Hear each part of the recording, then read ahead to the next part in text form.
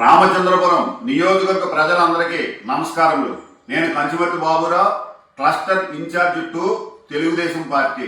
రామచంద్రపురం నియోజకవర్గ ప్రజలందరికీ నేను మరియు మా కూటమి నాయకుల తరపున, అదే విధంగా గౌరవ కార్మిక శాఖ మంత్రి వర్యులు శ్రీ వాసంశెట్టి సుభాష్ గారి తరపున మేము చేసే విన్నపం ఏమిటంటే, గత కొన్ని రోజులుగా మూలన కూర్చున్న పార్టీ ఉన్నటువంటి వైసీపీ పార్టీ మరియు కొంతమంది వ్యక్తులు రామచంద్రపురం పరిధిలో ఉన్న రెవెన్యూ డివిజనల్ ఆఫీస్ మరియు సబ్ డివిజనల్ ఆఫీస్ రామచంద్రపురం నుంచి మరొక చోటకి తరలిపోతున్నాయని ప్రజలను మభ్యపెడుతున్నారు.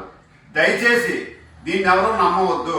ఎందుకంటే గతంలో ఇదే విషయాన్ని గౌరవ కార్మిక శాఖ మంత్రి వర్యులు చెప్పి ఉన్నారు.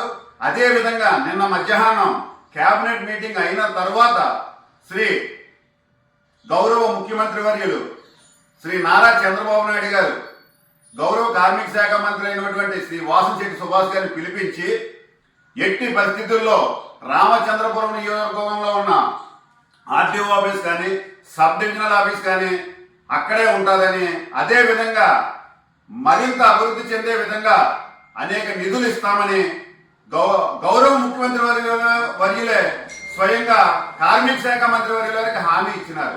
కానీ ఇక్కడ కొంతమంది ఏమి చేయాలో తెలియక, ఏ పని లేక ప్రజలను మభ్యపెట్టడం కోసం మా పార్టీలో ఉన్న కూటమి నాయకులకు కూడా ఫోన్ చేసి, ప్రతిపక్ష నాయకులే మన మండలాన్ని ఇలాగైపోతున్నాయి, ఆర్టీఓ ఆఫీస్ వెళ్ళిపోతుంది, ఇలాగ సబ్ డివిజనల్ ఆఫీస్ వెళ్ళిపోతుందని మభ్య పెడుతున్నారు.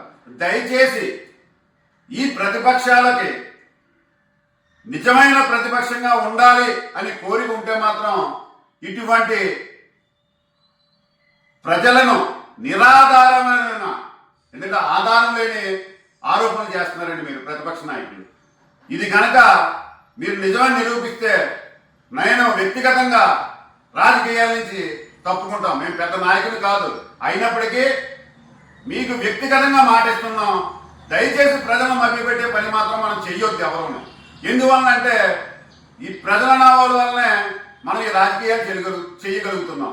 అటువంటి ప్రజలను మోసగించే పనిలో మీరు ముందుంటున్నారనేది నా అభిప్రాయం. కావున రామచంద్రపురం నియోజక ప్రజలందరికీ మా విన్నపం ఏంటంటే, గౌరవ కార్మిక శాఖ మంత్రి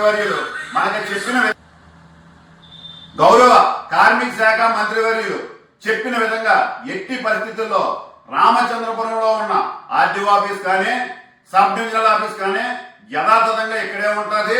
అదే విధంగా ఈ 18 నెలల్లో రామచంద్రపురం నియోజకవర్గంలో జరిగిన అభివృద్ధిని మనం చూస్తున్నాం. ఇంకా భవిష్యత్తులో అభివృద్ధి చేసే విధంగానే ఈ కూటమి ప్రభుత్వం నడుచుకుంటుందని స్వయంగా ముఖ్యమంత్రి వర్యులే రాత్రి హామీ ఇచ్చి ఉన్నారు. నేను ఇందాక కూడా చెప్పాను. దయచేసి ఇది గమనించండి. ప్రతిపక్ష నాయకులకు కూడా మా విన్నపం ఏమిటంటే, దయచేసి ప్రజలను మభ్యపెట్టవద్దు. జై హింద్.